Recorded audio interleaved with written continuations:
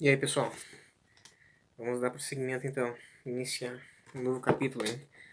Um Homem Feito. Jared Randall.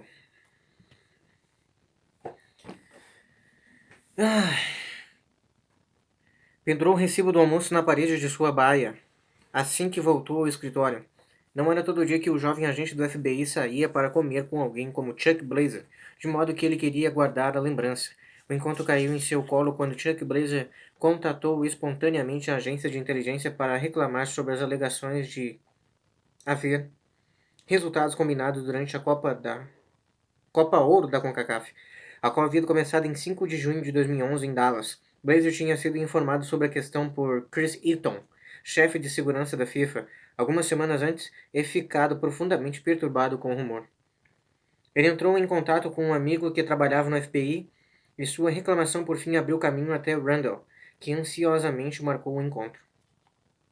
A Copa Ouro era a menina dos olhos de Blazer, a sua galinha dos ovos de ouro. Foi ele quem sugeriu o campeonato apenas algumas semanas depois de assinar seu primeiro contrato como secretário-geral da CONCACAF, em 31 de julho de 1990. O acordo de 8 páginas, cujas cópias só Blazer e Varney tinham, dava a Blazer uma série de honorários no lugar de um salário, incluindo 10% de todos os honorários de direitos televisivos de patrocínio recebidos pela CONCACAF, entre aspas. Era um contrato perfeito para um vendedor, baseado em comissões, o que fazia todo sentido para Blazer, que no fundo era um vendedor. A televisão e os patrocinadores eram os maiores criadores de renda no futebol, e para cada 100 reais, $100 de direitos da CONCACAF que conseguisse vender, Blazer levaria 10 dólares para casa. Desde a sua primeira edição, ocorrida em Los Angeles no verão de 1991, a Copa Ouro tinha crescido para se tornar a vaca leiteira da CONCACAF, graças sobretudo aos grandes interesses comerciais dos times nacionais dos Estados Unidos e do México. Em 2009, a Copa Ouro levou a receita da CONCACAF a um valor recorde de $35 milhões. As comissões de Blazer de vendas de marketing e televisão alcançaram $2,3 milhões, a maior parcela que ele já teve.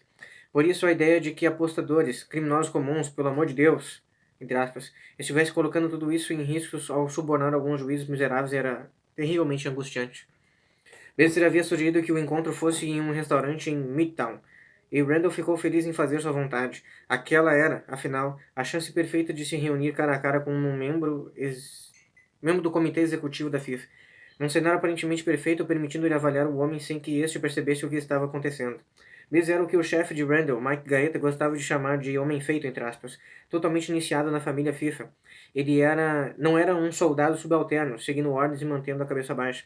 Não, Blazer era com certeza um capo regime. Na máfia norte-americana, um homem feito é um membro completamente iniciado nos negócios da máfia.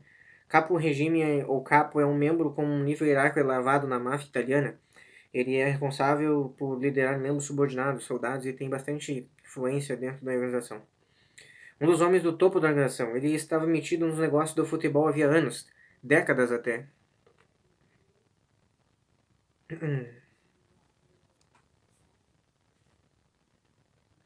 E sabia onde as coisas estavam enterradas. Além disso, ao contrário dos outros capos da FIFA, Blazer era um cidadão norte-americano. Ele não morava em algum canto distante do mundo, longe do alcance. Ele vivia algumas ruas, a uma viagem de metrô de distância dos escritórios do FBI em Manhattan, e falava inglês. Até assumir o caso, Randall pensava que o futebol internacional era formado pelos astros no campo de futebol, máquinas de fazer gols impressionantes como Lionel Messi, goleiros impenetráveis como Gianluigi Buffon, zagueiros, a posição em que jogavam robustos e implacáveis como Philip Lahm, treinadores brilhantes como Alex Ferguson e clubes renomados como o Real Madrid. Randall acreditava saber muito sobre o esporte, mas uma simples busca na internet sobre a corrupção no futebol revelou um universo incrível de nomes, lugares e eventos estranhos desconhecidos, realizados por décadas e espalhados ao redor do planeta. Havia blogs especialmente dedicados ao assunto, além de incontáveis documentários e livros, e isso só em inglês. Com frequência, pesquisas com certos nomes resultavam em artigos em francês, alemão, espanhol e sabe-se lá quantas outras línguas. Eram histórias sobre fraude eleitoral, revenda de ingressos, resultados combinados e esquemas de transferência de jogadores. Cada um com seu grupo de obscuros cartolas no centro de esquemas. dos esquemas. Era assustador. O FBI não tinha tradição em investigação de corrupção no futebol internacional. Não era possível ter casos antigos como exemplo, nem encontrar agentes veteranos com anos de experiência no futebol para ensinar as manhas a Randall. Ele começou traçando um gráfico de conexões, um tipo de diagrama hierárquico das organizações criminosas que geralmente era usado em casos com muitos alvos potenciais, com pequenas linhas ligando os indivíduos. Os gráficos eram muito úteis em casos de quadrilhas. O chefão era colocado no topo, os tenentes abaixo dele e os soldados na base. A ideia era criar um quem é quem, entre aspas, do mundo do futebol, mostrando como uma pessoa relacionada à FIFA estava ligada a outra, que estava conectada a uma terceira e assim por diante. Randall colocou Blatter no topo, isso era fácil. Preencher o resto é que seria difícil. Haviam muitos nomes, e seus diferentes papéis pareciam um pouco claros. O vice-presidente da FIFA era mais ou menos poderoso do que o secretário-geral, e os presidentes das confederações. Ele só estava certo de uma coisa: Blaze merecia um lugar perto do topo. Se Randall conseguisse fazê-lo falar, ele poderia explicar como tudo funcionava. É assim que os grandes casos começam. Dobra-se um cara que ajuda a arrumar provas para dobrar outro cara que consegue mais dois, daí só partir para o tribunal. Uma investigação pode ter meia dúzia de colaboradores ou mais ao mesmo tempo, conforme a acusação é construída. O objetivo é chegar ao ponto mais alto possível da pirâmide, tratando-se de organizações grandes e complexas como a FIFA, fontes internas são a melhor maneira de conseguir isso. Blazer já era uma pessoa de interesse para Randall e Gaeta havia algum tempo, mas desde que os eventos suspeitos em Port of Spain vieram a público, ele tinha se tornado uma espécie de celebridade. Fotos do rosto gordo e peludo de Blazer apareciam na CNN com frequência e vários jornais ao redor do mundo traziam suas citações.